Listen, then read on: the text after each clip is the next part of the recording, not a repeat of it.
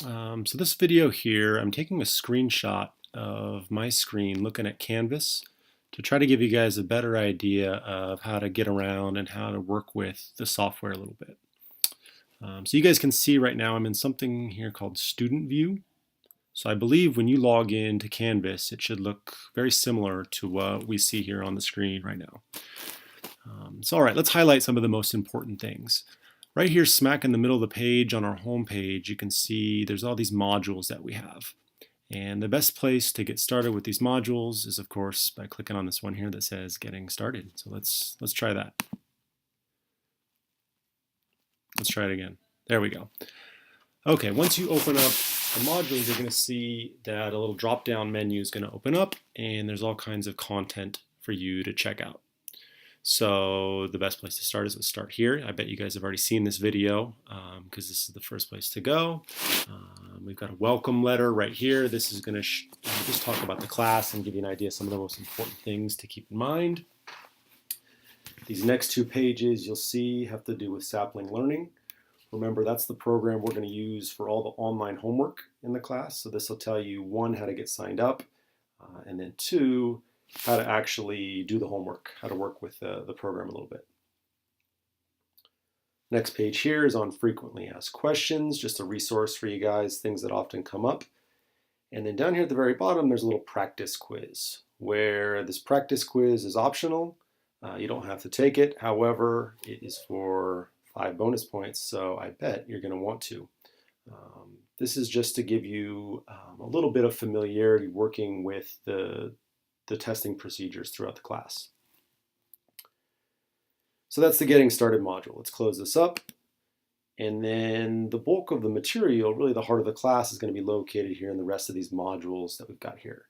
I have only the first 5 presented here right now, but there's going to be 5 more just like them that'll be posted in a week or 2. So let's start with chapter 1 and pop that open. Let's see what this looks like.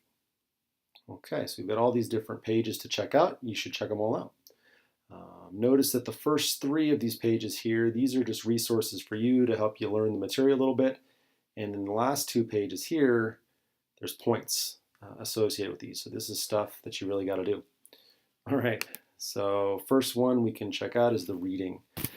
This will tell you the reading assignment for this first chapter.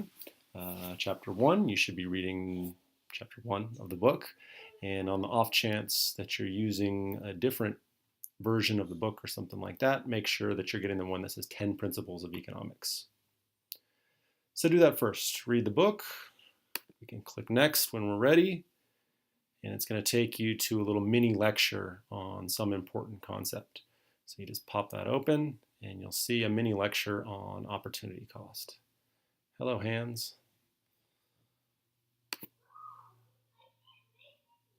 Another one here on marginal analysis. That's fun stuff.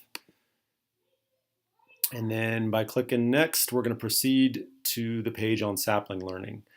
This will give you a little link to take you to Sapling where you can do the homework for chapter 1.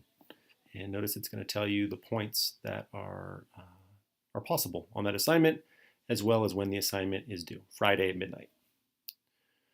Okay, once you've done all that, you've read the book, you've watched the mini lectures, you've done some studying on your own, you've taken some good notes, it's time to head on over and take the quiz associated with each chapter.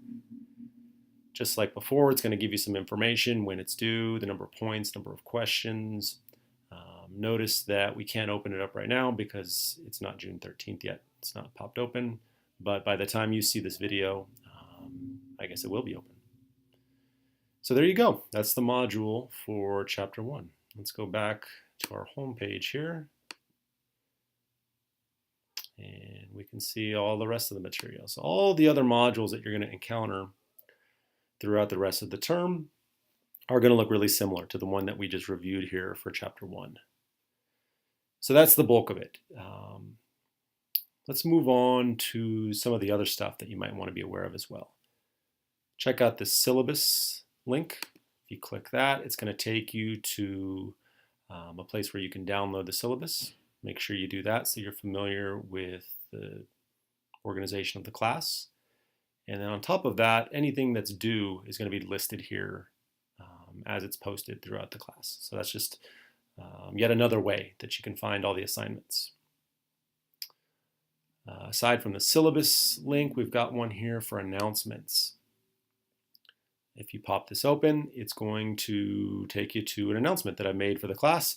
You should check this out periodically. I'll try to make an announcement, I don't know, once a week or something like that, just to check in and keep you guys informed about various things that are happening with the class.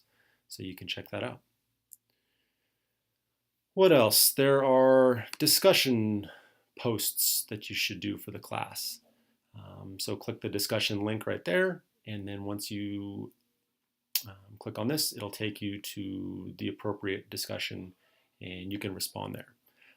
An inside tip, if you're trying to pull up your grade, these are relatively easier points to get in contrast to the stuff the points that you'll see on quizzes and exams. So if you're trying to help your grade, doing these discussion posts is a really good idea.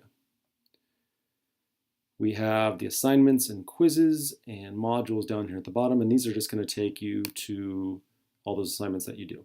So you can find the assignments both contained within the modules, or if you go to the assignments page, it'll have just the things here that are for points that you've got to do.